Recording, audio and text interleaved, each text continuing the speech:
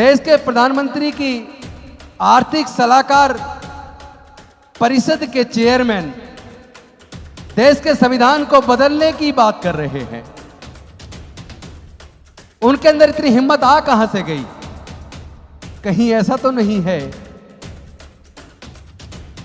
कि जो सोच देश के प्रधानमंत्री जी की है वो उन्होंने डायरेक्ट अपने मुंह से ना कह के अपने आर्थिक सलाहकार परिषद के चेयरमैन से कहलवा दी हो? मैं पूछना चाहता हूं, जहां सरकार के अंदर बैठे मंत्री और सांसद अगर वो खुद ही धर्म के नाम पर नफरत फैलाकर देश को तोड़ने की साजिश करे तो क्या देश को किसी दूसरे विदेशी दुश्मन की जरूरत? अगर जाति जातिगत उत्पीड़न का कारण है तो हम लोग जातियों को जिंदा क्यों रखते हैं? हम जातियों को खत्म क्यों नहीं कर देते? अगर जाति खत्म होगी, कौन कौन अपने आप को कुर्बान करने को तैयार है? भारत विविधताओं का देश है। हर 50 किलोमीटर भाषा संस्कृति बदल जाती है।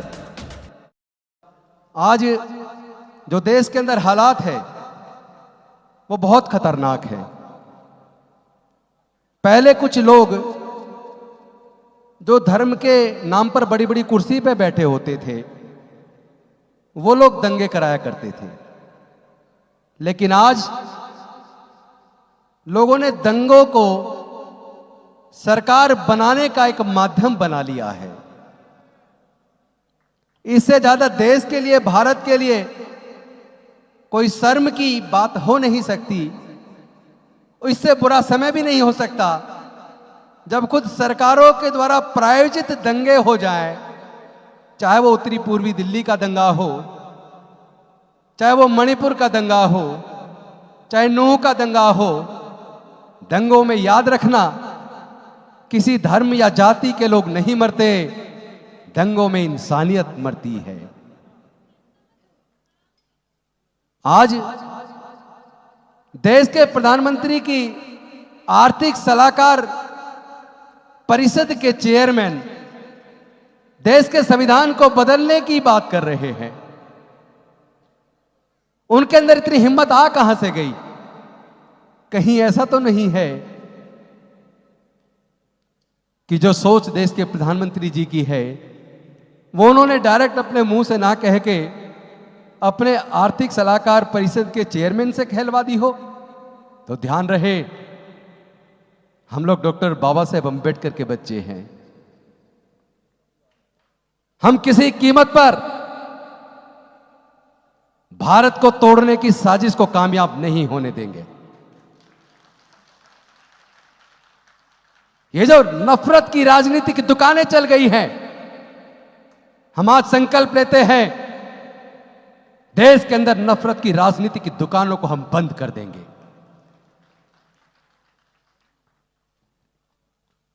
जिस तरह खुलेआम सत्ताधारी पार्टी के सांसद और मंत्री खुलेआम लोगों को मारने की बात करे, पूरे संप्रदाय समूह की बायकॉट करने की बात करे, पूरे देश में नफरत फैलाने की बात करे, मैं पूछना चाहता हूं, जहां सरकार के अंदर बैठे मंत्री और सांसद अगर वो खुद ही धर्म के नाम पर नफरत फैलाकर देश को तोड़ने की साजिश करे तो क्या देश को किसी दूसरे विदेशी दुश्मन की जरूरत है? दुश्मन तो यहां घर में है, आस्तीन में सांप पाले हैं। सरकार के अंदर बैठकर भारत को तोड़ने के सपने देख रहे हैं, लेकिन डॉक्टर बाबा साहेब अंबेडकर के बच्चे आपके सपनों को साकार नहीं होने देंगे। हम मर सकते हैं लेकिन देश के संविधान पर आंच नहीं आने देंगे। ये नफरत की दुकानों को हम बंद करेंगे, लेकिन ध्यान रहे, हम सब लोग कहते हैं हमारे साथ जातिगत उत्पीड़न होता है।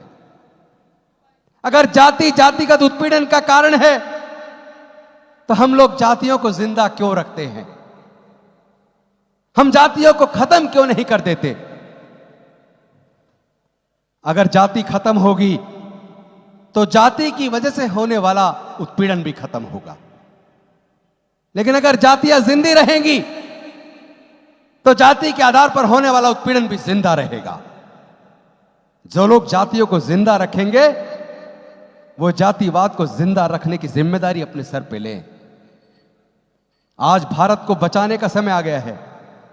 देखना होगा कौन कौन अपने आप को कुर्बान करने को तैयार है। भारत विविधताओं का देश है। हर 50 किलोमीटर भाषा संस्कृति बदल जाती है। इतने सारे धर्म, इतनी सारी जातियों को बांध के रखने का काम बाबा साहेब के संविधान ने किया। आज उसी संविधान को खत्म करने की बात चल रही है और वो भी सरकार के द्वारा चल रही है। Basic structure of Indian constitution को वायलेट किया जा रहा है। सब जानते हैं आर्टिकल 368 इंडियन कॉन्स्टिट्यूशन का भारत में संविधान के संशोधन की बात करता है, लेकिन केशवानंदन भारती की जजमेंट में सुप्रीम कोर्ट ने 13 जजों की बेंच ने स्पष्ट कर दिया कि जो संघीय ढांचा है, फंडामेंटल राइट्स हैं, directive principle of state policy है, कार्यपालिका, न्यायपालिका और उसके साथ साथ विधायिका, इन तीनों को जो सेपरेट पावर्स है, इंडिपेंडेंस ही है, उसको तोड़ने की जो साजिश, जो बेसिक स्ट्रक्चर को किसी भी कीमत पर बदला नहीं जा सकता, 13 सदस्यीय बेंच सुप्रीम कोर्ट की तय कर चुकी है। लेकिन आज केंद्र के अंदर बैठे हुए जो नफरत की बात कर रहे हैं, उसको रोकना होगा। देश को टूटने से बचाना होगा। हमें अपने आप को एकजुट होकर इस लड़ाई को लड़ना होगा। संविधान बचेगा तो देश बचेगा, संविधान बचेगा तो लोकतंत्र बचेगा, संविधान बचेगा तो हमारी अस्मिता बचेगी, संविधान बचेगा तो हमारी बहन बेटी की इज्जत बचेगी, संविधान बचेगा तो भारत की अखंडता बचेगी। वरना भारत फिर से जैसे आजादी से पहले 562 रियासतों में बटा था, फिर से भारत बट जाएगा और भारत को बांटने और तोड़ने की साजिश की जिम्मेदारी केंद्र की सरकार की होगी। इन्हीं शब्दों के साथ, चूंकि ऑलरेडी जिनका प्रोग्राम है उनकी तैयारी चल रही है, वो लोग देख रहे हैं कब हम खाली करें, कब उनका प्रोग्राम शुरू हो, तो मैं तो बोलता रहता हूं। आज आपने जो उत्साह दिखाया और जो 3 साल की जो यात्रा भी हमने देखी, इसको देखकर मैं भाव विभोर हूं। आपसे निवेदन करता हूं, आप सब लोग बाहर चल के खाना लेंगे, उसके बाद 2 लाइनों में और पूरे अनुशासन के साथ 26 अलीपुर रोड तक चलेंगे।